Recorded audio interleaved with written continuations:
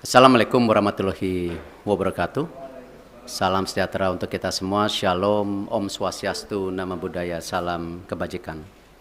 Alhamdulillah saya sudah bertemu dengan Bapak Presiden, melaporkan secara detail daripada hasil meeting Presiden FIFA dengan saya di Doha kemarin. Dan juga saya membawa surat dari Presiden FIFA yang saya langsung berikan kepada Bapak Presiden. Dan tentunya setelah membaca surat tersebut, Bapak Presiden menginstruksikan saya dua hal.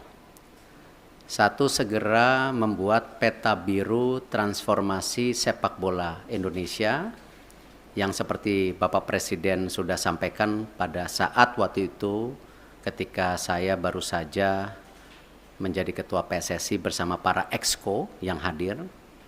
Bapak Presiden menekankan ini harus segera selesai dan harus segera disampaikan kepada FIFA. Yang kedua, Bapak Presiden juga menginstruksikan langsung kepada saya untuk segera kembali membuka pembicaraan bersama FIFA untuk kita tetap menjadi bagian keluarga besar FIFA. Yang kita tahu FIFA sendiri itu total membersnya ada 216 dari berbagai negara, salah satunya kita. Sehingga bisa diartikan bahwa Presiden tidak mau kita terkucilkan dari peta persepak bolaan dunia. Nah, karena itu saya tentu akan berusaha keras memastikan transformasi sepak bola Indonesia ini terjadi, bukan wacana, tapi benar-benar terjadi. Dan saya juga akan bekerja keras untuk kembali bernegosiasi kepada FIFA untuk menghindari sanksi yang bisa terjadi. Karena dari FIFA sendiri tentu mengharapkan hal-hal ini tidak terjadi, tetapi tentu kalau kita lihat dari suratnya itu jelas bahwa FIFA sedang mempelajari dan mempertimbangkan sanksi untuk Indonesia. Nah, karena itu saya sedang menunggu undangan kembali dari FIFA setelah mereka ada rapat FIFA Council yang akan terjadi beberapa hari ke depan, dan saya tentu bersiap untuk kembali bertemu FIFA. Mungkin itu yang saya bisa sampaikan. Terima kasih. Wassalamualaikum warahmatullahi wabarakatuh. Bayu Pak, Radio El Sinta Pak. Ya.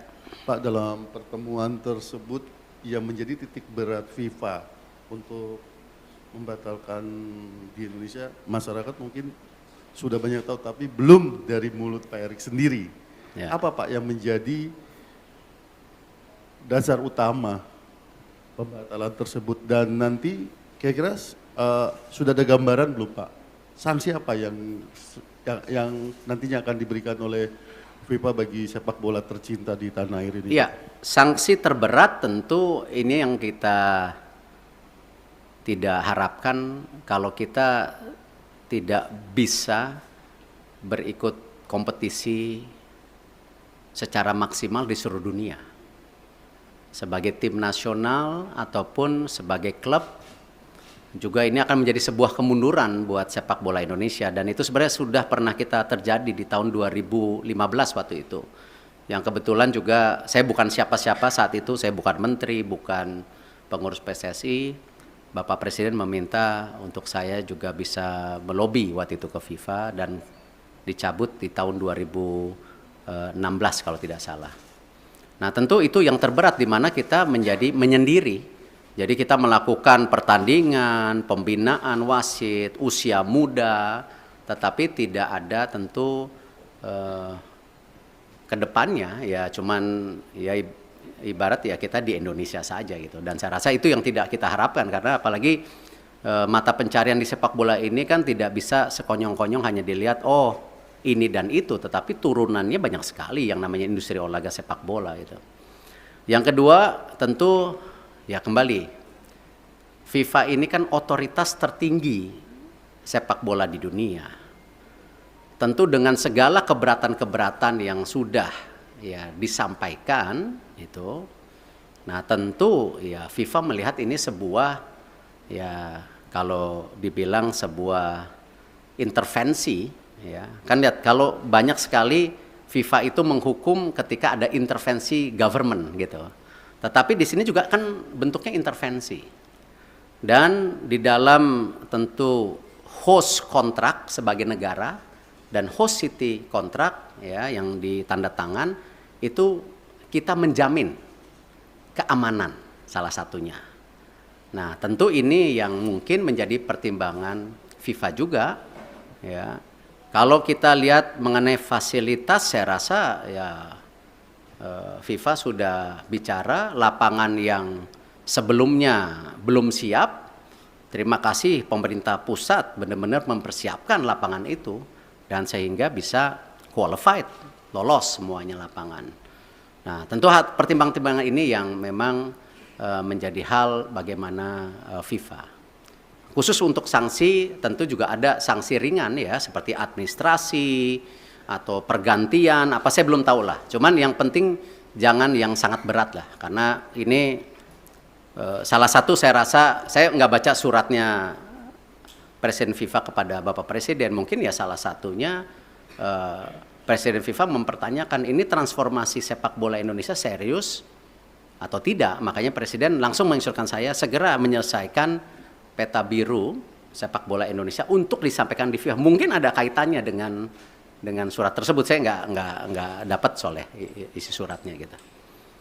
Itu yang pasti.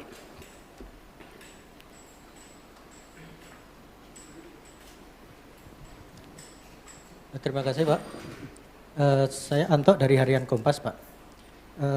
Tadi selain cetak biru tadi untuk jangka pendek dan menengah, khususnya bagi talenta-talenta muda Pak, itu bagaimana Pak pemerintah memfasilitasi para pemain usia muda kita Pak? Karena kan Piala Dunia U20 itu sebenarnya panggung bagi mereka ya Pak ya untuk berkembang. Itu yang pertama.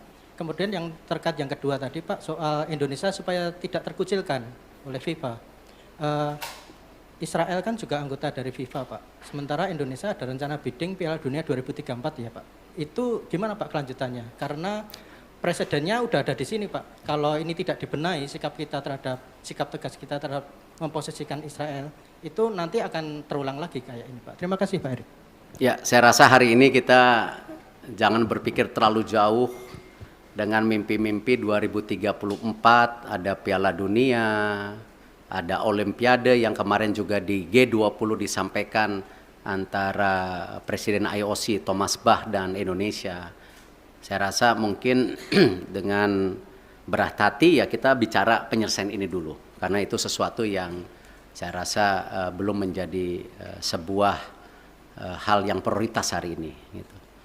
Yang pasti ya tentu tadi disampaikan bahwa Presiden tadi bicara sama saya, Presiden akan juga mengundang Timnas U20 1-2 hari ini. Saya tentu ada mekanismenya dari istana yang akan melakukan itu. Nah, Bapak Presiden beliau sudah menyampaikan solusi-solusinya dan tentu saya bilang Bapak saya ikut aja karena ini memang kan pemerintah yang harus hadir. Dan ini kenapa juga kemarin ketika pemilihan ketua PSSI kan sempat ada isu-isu seakan-akan pemerintah selalu di dalam wacana mengintervensi. Kan sebenarnya statuta FIFA itu jelas. Siapapun boleh menjadi exco selama mengikuti statuta. Nah, ini jangan juga kita terbelenggung seakan-akan ketika ada tentu tokoh atau representatif dari pemerintah lalu itu melanggar statuta FIFA ya yang selalu diwacanakan government intervensi. Tidak. Nah, buktinya kita aman-aman saja gitu loh. Nah, inilah yang kenapa saya rasa pemeran pemerintah untuk pembangunan tim nasional, infrastruktur itu menjadi sangat penting. Tidak mungkin sebuah negara yang seperti Indonesia yang sedang ingin maju, masuk dalam kategori negara berkembang, lalu olahraga sendiri menjadi terpisahkan. Ya tidak mungkin karena ini bagian dari tadi bagaimana kita membentuk yang namanya dorongan supaya apa? Terciptanya olahraga yang baik gitu. Dan ini yang kenapa kita selaraskan semua program ini secara bersama-sama gitu. Terakhir ya. Selamat siang Pak Erik, Fajar dari Tempo. Pertanyaan pertama mungkin penegasan sedikit lagi Pak. Di surat FIFA itu kan nggak ada soal Israel Pak ya. Hanya ada kanjuruhan yang terjadi tahun lalu. Nah penegasan sebenarnya pembatalan pencoretan Indonesia ini karena kanjuruhan seperti yang disurat atau memang karena penolakan timnas Israel di tanah air. Itu yang pertama Pak. Yang kedua, ini kan kita masih bidding untuk Piala Dunia, bahkan Piala Dunia Senior kita akan berencana bidding juga nanti gitu Pak ya. Nah ke depannya dan event internasional lainnya. Sebagai Ketua PSSI, apakah Bapak bagaimana menyikapi rencana apakah akan melobi mungkin kelompok-kelompok Islam yang lain yang selama ini menolak Israel agar ketika kita bidding nanti hal-hal seperti ini tidak terjadi kembali Pak. Dan pertanyaan terakhir Pak, setelah Bapak kemarin ke Qatar itu kan di GBK Arena rame Pak ya, karangan bunga terima kasih Pak Erik gitu kan yang dianggap memberikan keuntungan ke Bapak gitu. Apakah Bapak mengetahui atau seperti apa Pak karangan-karangan bunga yang di GBK Arena itu? Terima kasih. Ya kalau masalah karang bunga, waktu saya bersih-bersih Garuda juga dikirimin karangan bunga gitu. Tentu konteksnya itu ya bagian dari apresiasi. Tetapi kan kesuksesan sebuah event besar atau sebuah tentu organisasi besar bukan karena kerja individu. Ya itu karena sebuah kerja tim yang bersama. Ya saya rasa kita nggak bisa klaim-klaiman oh sukses ini karena titik-titik. Enggak, ini semua kerja tim.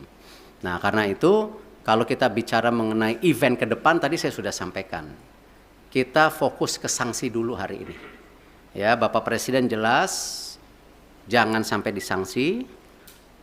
Segera selesaikan buku biru, rencana transformasi sepak bola.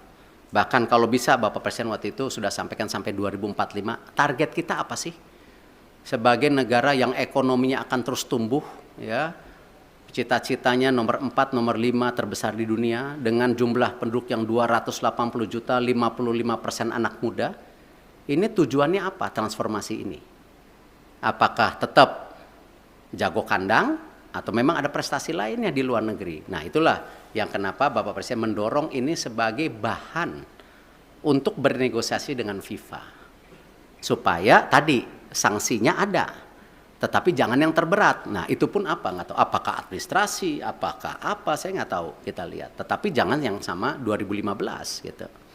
Kalau di surat FIFA pengertian saya, ya pengertian saya justru terbalik. Di situ FIFA bicara transformasi lagi. FIFA menyiapkan tim, ya menyiapkan tim untuk apa? Transformasi sepak bola. Salah satunya memang waktu Kanjuruhan itu kan isu standarisasi daripada keamanan. Itu. Nah karena itu saya habis ini langsung akan telepon Pak Basuki. Ya, Pak Basuki waktu itu sudah paparan dengan Bapak Presiden. Sudah ada 22 stadium yang diaudit oleh Bapak Presiden. Ya, oleh pemerintah, oleh Bapak Presiden itu. Nah di situ sudah ada kondisinya yang ringan, yang berat. Nah, ini harus distandarisasikan. Nah, kenapa juga ya FIFA mengecek lapangan yang 6 dipakai ini sesuai standar atau tidak juga karena itu. Jadi memang security and safety itu menjadi penting. Ya, dan kita sebagai host country juga security dan safety menjadi penting, tidak aja dalam kegiatan event seperti liga kita. Liga-liga kita kan isunya sama nanti ke depan. Bagaimana supporter bisa pulang ke rumah. Gitu. Nah ini yang harus kita bangun security dan safety. Dan saya rasa ini menjadi hal yang sangat kita harus standarisasikan. Yang namanya manajemen pertandingan, manajemen lapangan pertandingan. Itu harus menjadi hal-hal standar. Kalau memang kita mau juga menjadi transformasi. Jadi itu yang saya bisa sampaikan. Terima kasih. Wassalamualaikum warahmatullahi wabarakatuh.